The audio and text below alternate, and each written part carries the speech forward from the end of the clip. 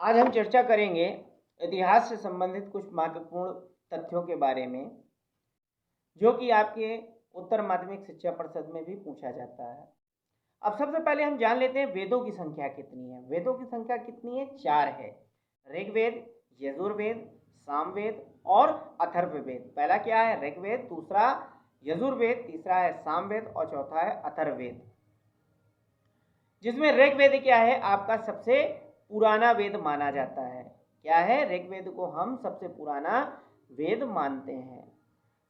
और ऋग्वेद में अगर हम बात करें तो ऋग्वेद में 10 मंडल हैं। कितने मंडल हैं? 10 मंडल हैं और 1028 श्लोक हैं। कितने श्लोक हैं? 1028 श्लोक हैं।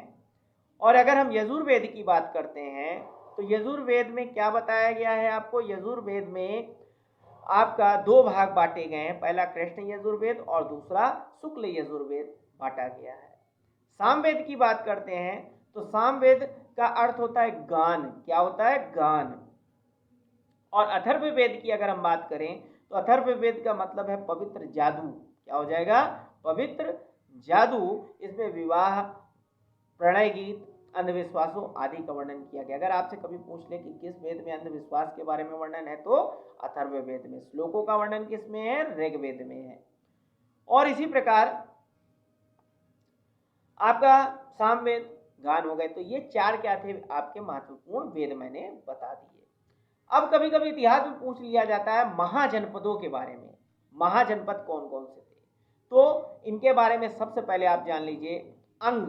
अंग को जाना जाता था चंपा के नाम से। इसकी राजधानी क्या थी? अंग को चंपा कहते, राजधानी थी इसकी। और इसको क्या कहते हैं? मुंगेर। क्या था? मुंगेर। आधुनिक मुंगेर में ये है। मगध। मगध की राजधानी क्या थी? राजगृह थी, जिसे हम पटना वर्तमान में जानते हैं। काशी। काशी को राजधानी क्या थी? काशी की वाराणसी थी। और वास्तव में आज भी हम इसे वाराणसी उत्तर प्रदेश में मानते हैं। वत्स। वत्स को कौशाम्बी कहते थे और इसकी राजधानी क्या थी? इसको मतलब आज आधुनिक में इलाहाबाद जानते हैं। मतलब अंग की राजधानी क्या थी? चंपा थी। और आधुनिक में क्या है? मुंगेर है, बिहार में। मगध राजगृह इसकी राजधानी थी और वर्तमान में पटना है। काशी की बात करें तो काशी को वाराणसी कहते हैं और वर्तमान में भी वाराणसी है और उत्तर प्रदेश में है। वत्स की राजधानी की बात करें तो कौशाम्बी है, जिसे हम इलाहाबाद कहते हैं। अगर हम वज्जी की बात करें तो वज्जी क्या है? वैशाली, जिसे हम मुजफ्फरपुर, वर्तमान में क्या है? मुजफ्फरपुर के नाम से जानते हैं। अगर हम कौशल की बात करें तो कौशल की राजधानी श्रावस्ती थी, जिसे फैजाबाद, वर्तमान में फैजाबाद कहते हैं। अवंती की बात करें तो अवंती क्या थी? उज्जैन थी।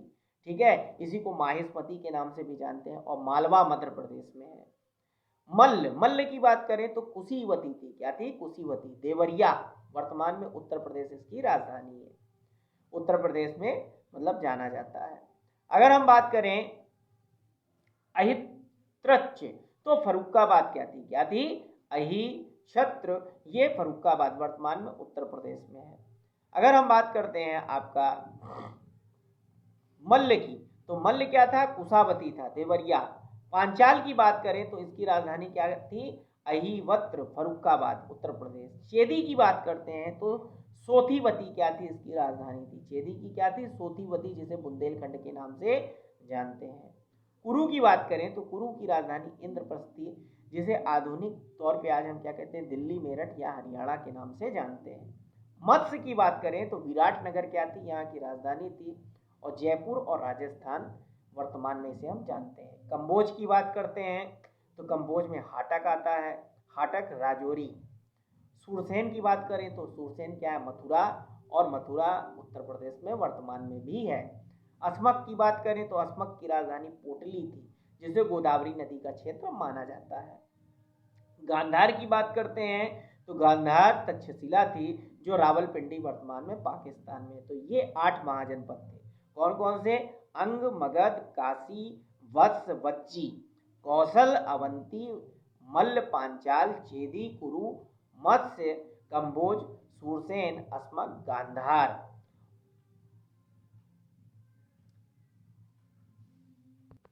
अब अगर हम वैष्णव धर्म की चर्चा करते हैं तो वैष्णव धर्म के अंतर्गत किसके अनुयायी आते हैं? भगवान विष्णु के जितने भी अनुयायी हैं वो वैष्णव धर्म के अंतर्गत आते हैं। और वैष्णव धर्म में अगर हम बात करें तो विष्णु भगवान के कौन कौन से अवतार हैं, तो सबसे पहला मत्स्य अवतार। कौन सा? अगर हम बात करें तो मत्स्य अवतार। मत्स्य अवतार में मछली के अवतार के रूप में विष्णु भगवान को जाना जाता है।